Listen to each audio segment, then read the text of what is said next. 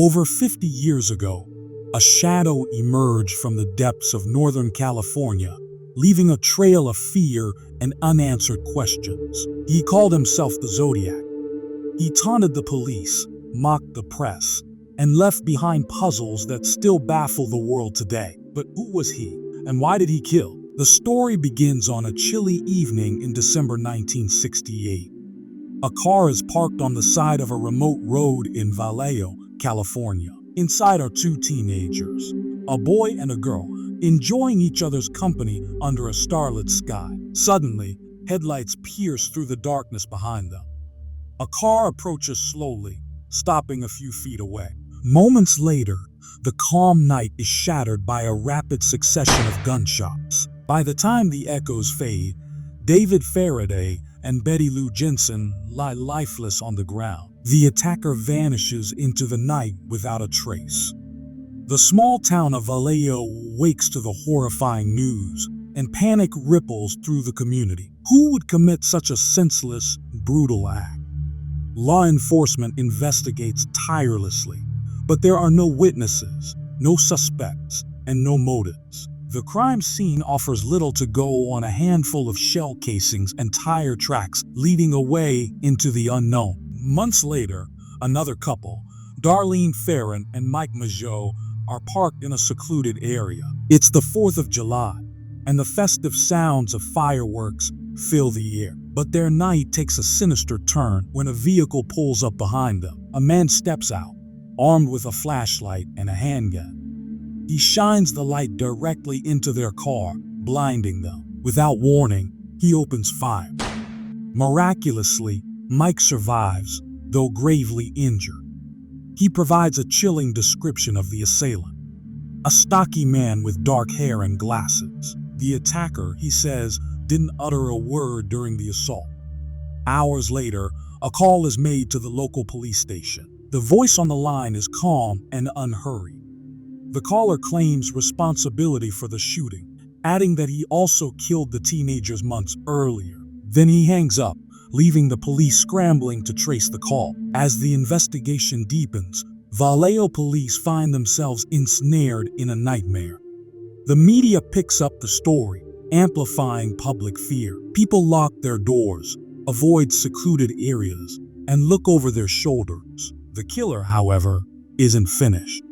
He craves attention and isn't content to stay in the shadows. Weeks later, the Vallejo Times-Herald receives a strange letter.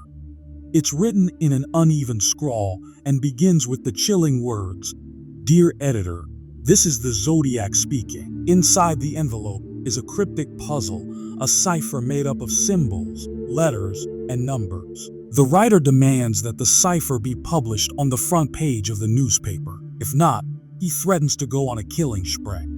The letter ends with a taunting remark, "I like killing people because it is so much fun." The letter sparks a frenzy. Linguists, cryptographers, and amateur sleuths from across the country attempt to crack the code. Days later, a school teacher and his wife successfully decode it. The message is as eerie as expected, a chilling confession of the killer's love for murder. Yet, frustratingly, it provides no clue about his identity. While the police are inundated with tips and theories, the Zodiac strikes again. In September 1969, Brian Hartnell and Cecilia Shepard are relaxing by a lake in Napa County. They notice a man approaching.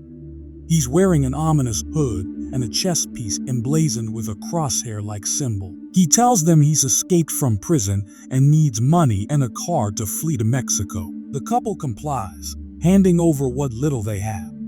But instead of leaving, the man ties them up and stabs them repeatedly. Brian survives the attack, but Cecilia succumbs to her injuries.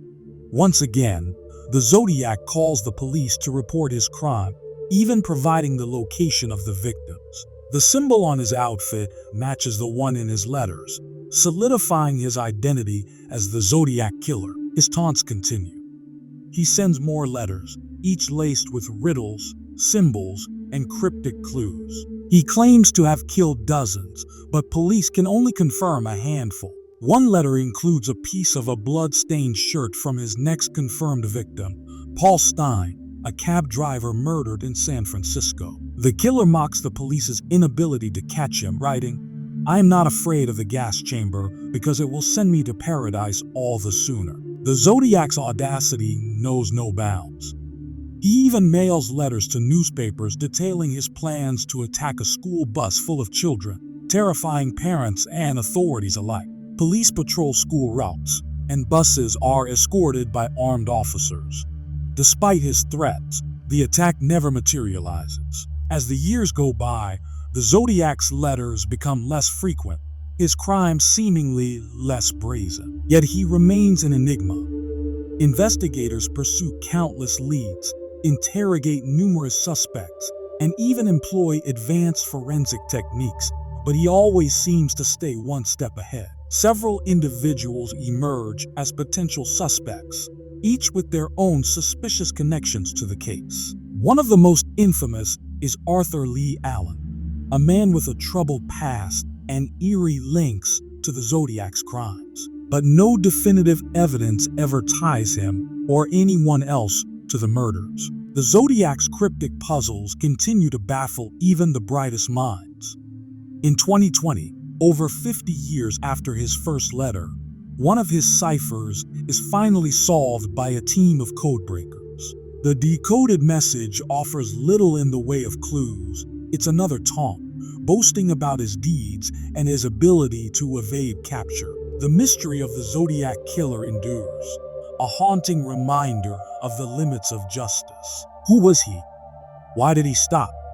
Is he still out there, lurking in the shadows, watching as the world tries to piece together his identity? These questions remain unanswered, shrouded in a veil of fear and intrigue. What makes the Zodiac so chilling isn't just his brutality.